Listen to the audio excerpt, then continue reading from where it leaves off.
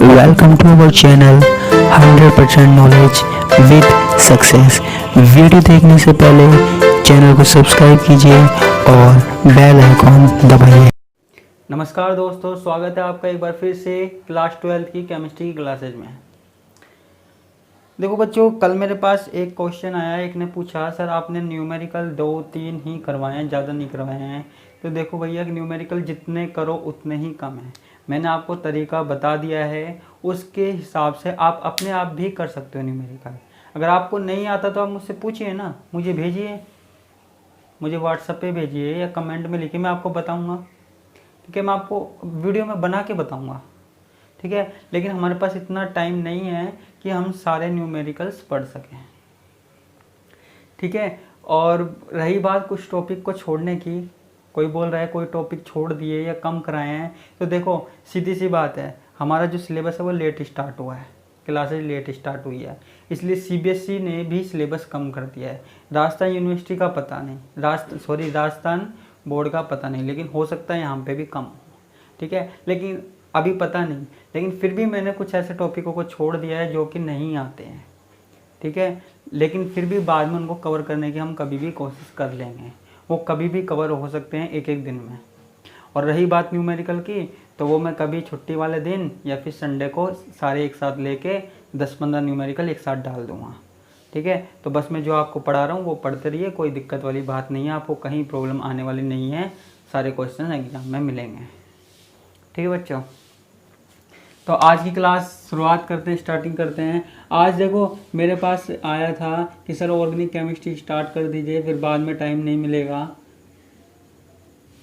Organic chemistry में ज़्यादा time लगता है। तो मैं यहाँ पे जो यूनिट स्टार्ट करने जा रहा हूँ वो है हैलोजन व्युत्पन्न या हैलोजन डेरिवेटिव। ठीक है, हैलोजन डेरिवेटिव, सबसे पहली बात हैलोजन क्या है। हैलोजन को हम लिखते हैं एक्स से। हैलोजन हमारे पास जो सबसे एंड में गैसेज है ना, उससे पहले आता है, यानी कि 18वें से पहले 17वें वाले वर्ग में आता है। कौन कौन से, शायद आप समझ भी गए होंगे, फ्लोरीन, क्लोरीन, ब्रोमीन, आयोडीन। ठीक है, ये आते हैं। तो ये कहाँ आते हैं, 17वें वर्ग में आते हैं। ठीक है, इनको ही हम बोलते हैं हैलोजन। ठीक है, और इन सबों को एक्स से लिख सकते हैं। ठीक है, अब हैलोजन से जो व्युत्पन्न हो रहे हैं उनको हम बोल रहे हैं हैलोजन व्युत्पन्न या हैलोजन डेरिवेटिव। क्या, हैलोजन डेरिवेटिव। अब ये उत्पन्न कैसे होंगे, अब देखो हमने 11th क्लास में हाइड्रोकार्बन पढ़ा है।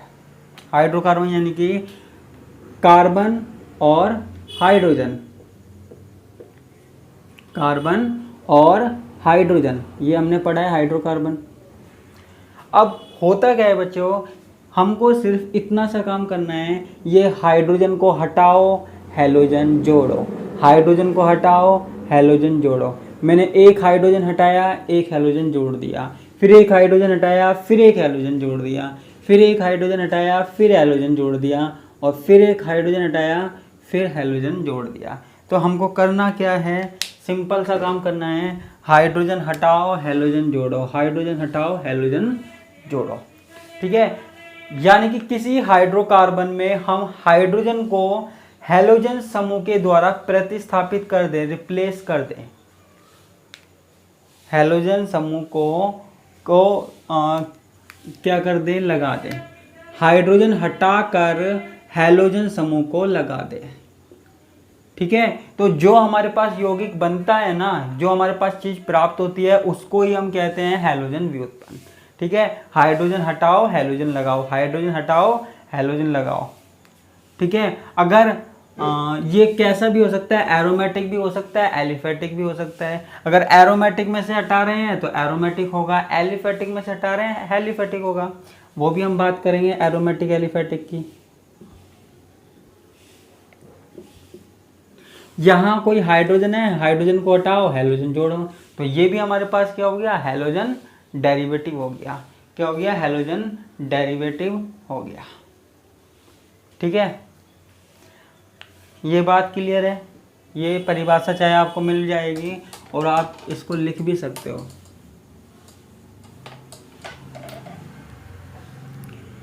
ऑर्गेनिक केमिस्ट्री में सबसे ज़्यादा प्रॉब्लम आती है, लेकिन टेंशन लेने वाली बात नहीं है, मैं ऑर्गेनिक केमिस्ट्री का स्पेशलिस्ट हूँ। ठीक है, कोई प्रॉब्लम आए तो आप पूछ सकते हो। अब देखो हैलोजन डेरिवेटिव में आगे की बात आते हैं, इसका वर्गीकरण यानी कि क्लासिफिकेशन करते हैं। ठीक है, इसको दो भागों में बांटा गया है, पहला कौन सा, हैलोजन परमाणु की संख्या के आधार पर, हैलोजन परमाणु की संख्या के आधार पर,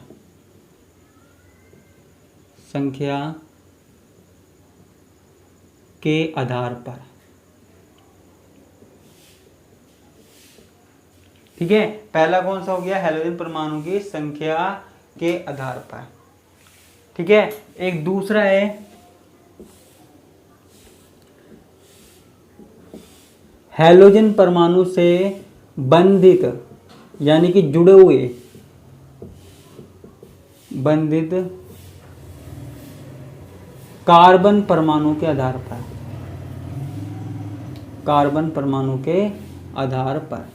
ठीक है, मैं बता रहा हूं आपको, एक एक चीज डिटेल में बताऊंगा, टेंशन लेने वाली बात नहीं है, छोटी से छोटी चीजें मैं आपको क्लियर करूंगा।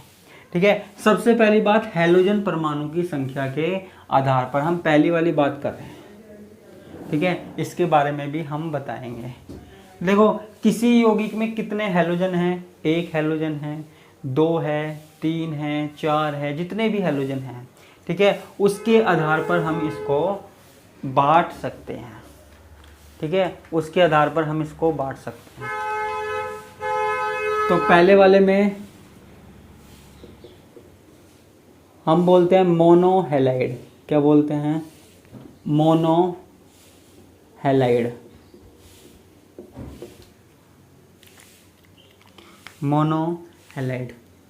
ठीक है, हैलोजन परमाणु।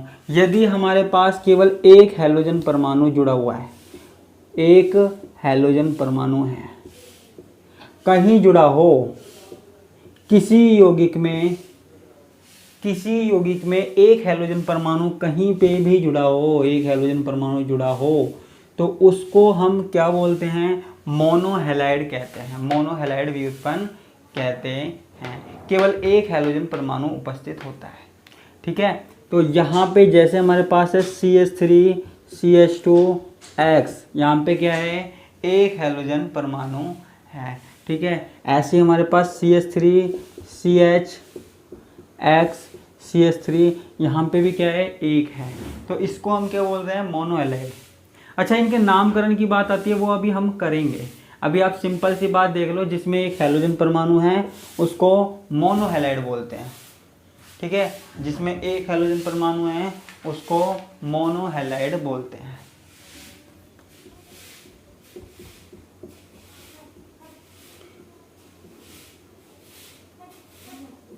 हमारे पास ये भी हो सकता है। ठीक है, हमारे पास इस तरीके से भी हो सकता है। ठीक है, तो किसी भी यौगिक में एक हैलोजन परमाणु हो तो उसे हम क्या बोलते हैं, मोनोहैलाइड बोलते हैं। कोई सा भी एग्जाम्पल हो, सिर्फ एक हैलोजन परमाणु होना चाहिए। ठीक है, और कुछ चीज़ हमको नहीं चाहिए। ठीक है, तो मैं इसको मिटा देता हूँ। तो पहला में क्या है, मोनोहैलाइड।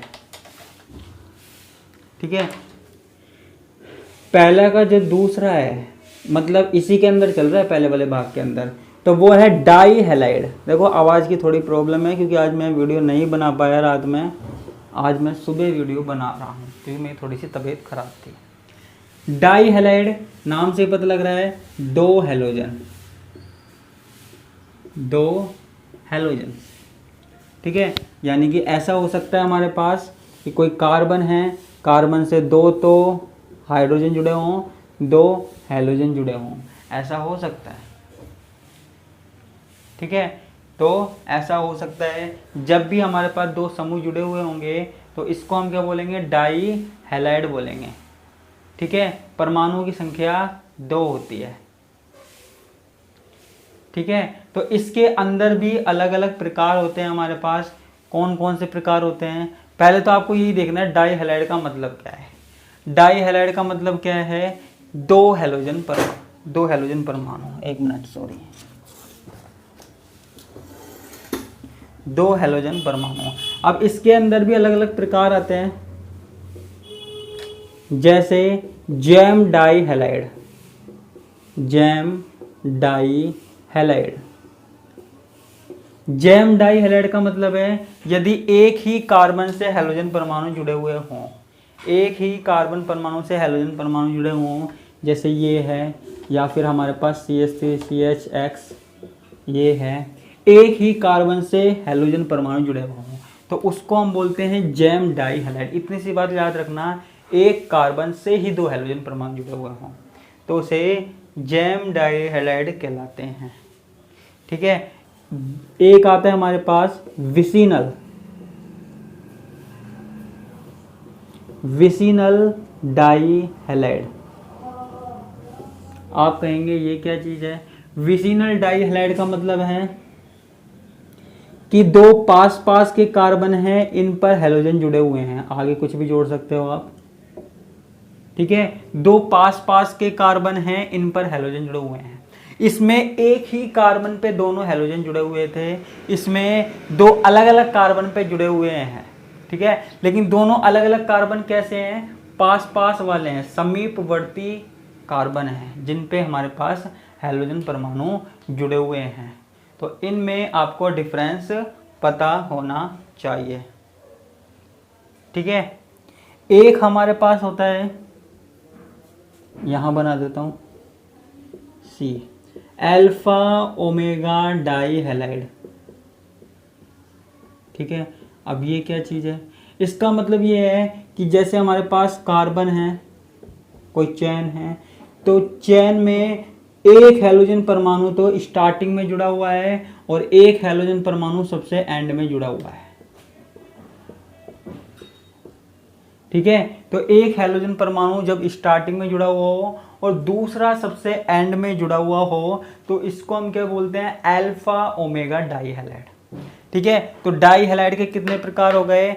एक तो हमारे पास हो गया जैम डाई हैलाइड जिसमें एक ही कार्बन परमाणु पर हो, एक हो गया विसिनल डाई हैलाइड जिसमें 2 अलग अलग कार्बन पे हो। ठीक है, लेकिन दोनों क्या हो? पास पास हो, समीपवर्ती हो। ठीक है, और एक हो गया अल्फा ओमेगा डाई हैलाइड जिसमें क्या हो कि एक तो पहले वाले कार्बन पे हो और एक सबसे एंड वाले कार्बन पे हो। ठीक है, तो ये हमारे पास क्या हो गया? डाई हैलाइड हो गया।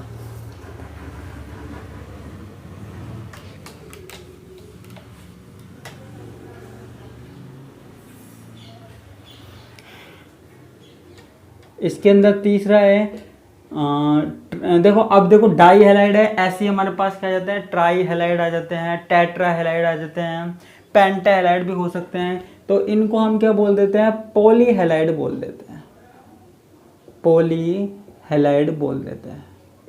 पॉली हैलाइड का मतलब 2 से ज़्यादा, या फिर 2 से ज़्यादा कितने भी हो सकते हैं, 3, 4, 5, 6 जितने भी हो सकते हैं उनको हम बोलते हैं पॉली हैलाइड। ठीक है, जैसे हमारे पास क्या है? CHCl3 है, CCl4 है। ठीक है, यानी कि एक कार्बन से हमारे पास कितने जुड़े हुए हैं? मान लो 4 जुड़े हुए हैं, 4 हैलोजन जुड़े हुए हैं। ठीक है, या फिर 3 जुड़े हुए हैं, 3 क्लोरीन जुड़े हुए हैं, 1 हाइड्रोजन जुड़ा हुआ है। ठीक है, तो ये ट्राई हैलाइड। ठीक है, तो कुछ भी हो सकते हैं, 2 से ज़्यादा जुड़े हुए हो तो उनको हमने पॉली हैलाइड के नाम से लिख दिया। ठीक है, क्लियर है ये बात? तो ये मैं मिटाना चाहूँगा, इसमें मुझे नहीं लगता है इसमें आपको ज़्यादा बताने की ज़रूरत है।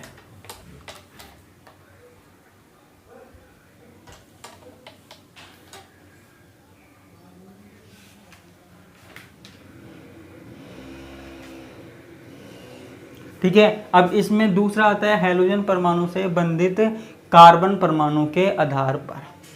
ठीक है, लेकिन इसकी बात आज नहीं हो पाएगी क्योंकि क्लास रात में नहीं बन पाई थी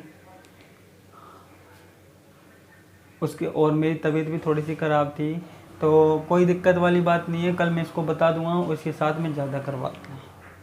ठीक है, आज की क्लास में इतना ही, इसी साथ मैं आपसे विदा लेता हूँ। धन्यवाद, नमस्कार, टाटा।